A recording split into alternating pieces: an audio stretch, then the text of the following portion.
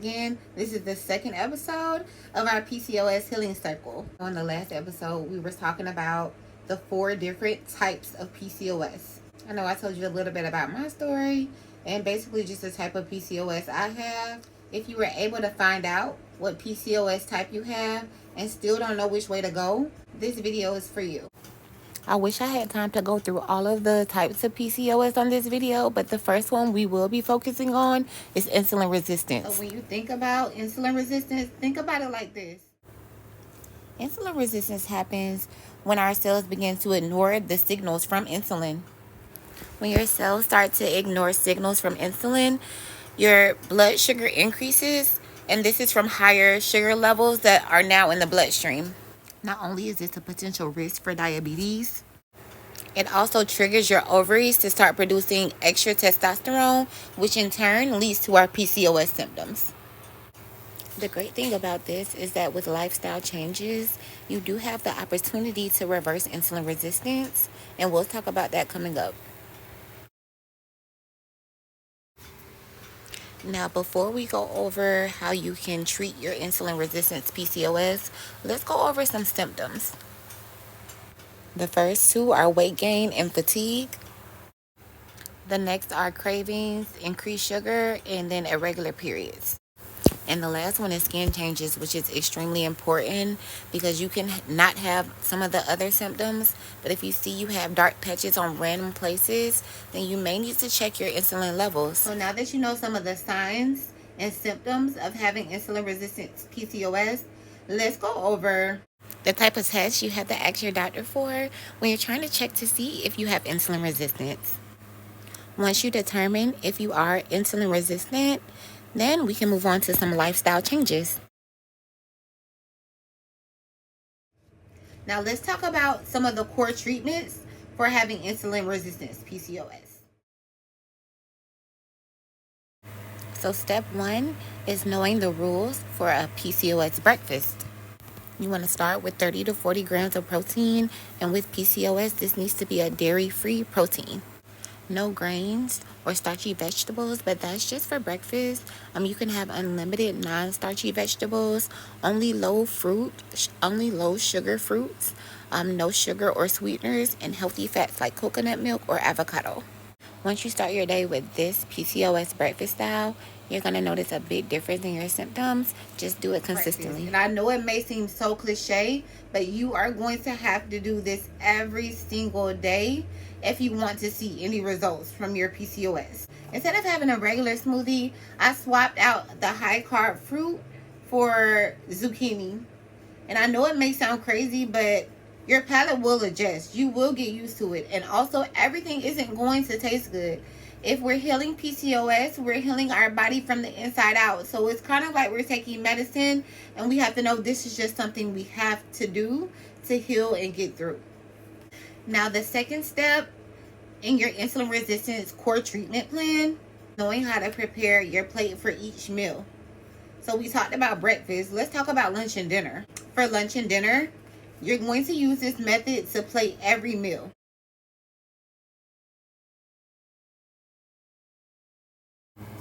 So the rules for plating is 25% animal protein, 25% gentle starch, 30% non-starchy vegetables, and 1 tablespoon of healthy fat. Eating this way will support insulin sensitivity, keep stress hormone levels low, and lower inflammation, the 3 leading root causes for PCOS. Step 3 is cutting sugar. I know this may sound rough, but if you love yourself, like I know you do, you'll do anything to make yourself feel better and heal. Cutting sugar is going to be one of the most effective ways, of course, to help your insulin resistance. Now, when I say sugar, that doesn't mean that you can't eat like any other fruit you used to love, like apples or bananas or anything like that. What we mainly are talking about is refined sugars, like artificial sugars, all of the sugars that you grew up on, basically.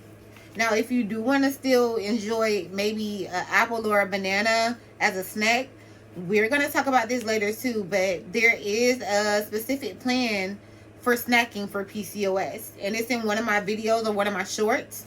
But when you're snacking with PCOS and you do want to have a piece of fruit, we always want to pair that with a healthy fat and a healthy protein. But we'll go over that, in detail in another video. What's recommended in the PCOS protocol book is cutting sugar for 30 days.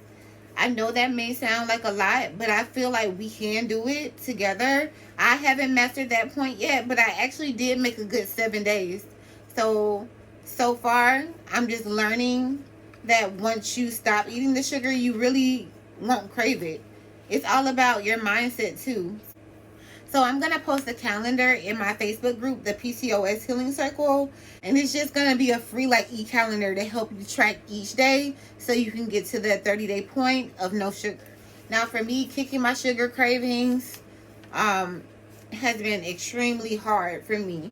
One of the tips I saw, which is just getting maybe a square of dark chocolate and pairing it with maybe walnuts, almonds, or whatever your choice of nut.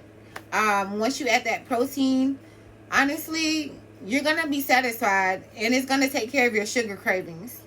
Eventually, you'll definitely be able to get through the 30 days if you keep that tip in mind. Core treatment that we are going to talk about is just choosing your meal times. With PCOS insulin resistance, you honestly need to eat within a 12-hour window because research has shown that a 12-hour break between dinner and breakfast can help with insulin resistance.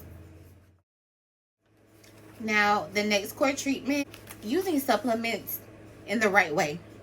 Now, in my previous video, I did talk about supplements for PCOS, but when you have insulin resistance PCOS, one supplement that you automatically do want and need is magnesium. Magnesium deficiency can play a major role in insulin resistance. So just pairing that with the core treatments that we have already discussed is going to be one great way to help your insulin regulate. There are 4 other supplements that are recommended for insulin resistance PCOS, and that is the androgen blocker, which I personally get mine from nourishnaturalhealth.com. But if you find another one somewhere else, just research it first. The next one is myoinstanol and D-chiro. And I'm going to go over all of these supplements in another video just to give you a real breakdown of how each one can help you. But I'm just doing a brief summary now. And make sure you have that B12 to supplement with that B12 deficiency. And this is going to give you the energy you need to combat PCOS fatigue.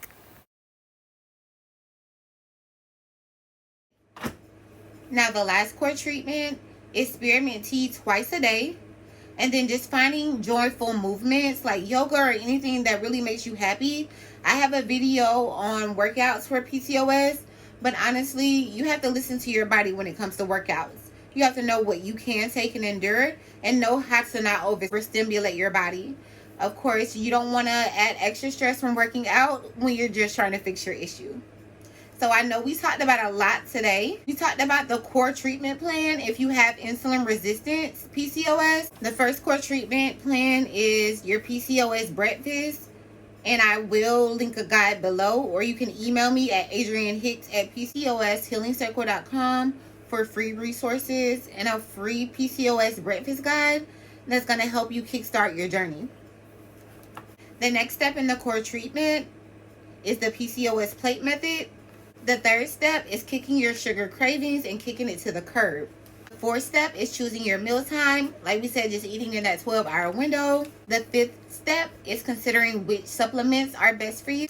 The last core treatment plan is drinking spearmint tea to lower your testosterone levels and finding the joyful movement. Like we said, just doing something that makes you happy. I went over a lot today, and there's still so much more to learn. But I hope this video can at least help one person, because I know we went over a lot today, but I hope this video can help at least one person. I hope you wrote everything down and are really getting some good information from this. That's it for the second episode of our PCOS Healing Circle.